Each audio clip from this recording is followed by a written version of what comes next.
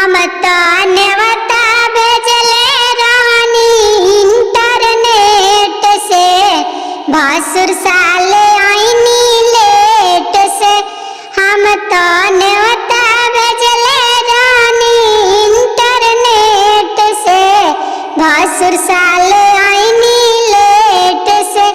एक तो करार कोई नी सोने के गहना, आंगना में करार कोई नी सोने के गहना, माड़वा में लेके आईनी पीतल के गहना, माड़वा में लेके आईनी पीतल के गहना।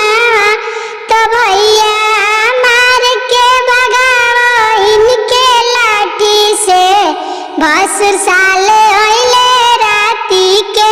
तो भैया मार के भगाओ इनके लाठी से, भासुर साले ओइले राती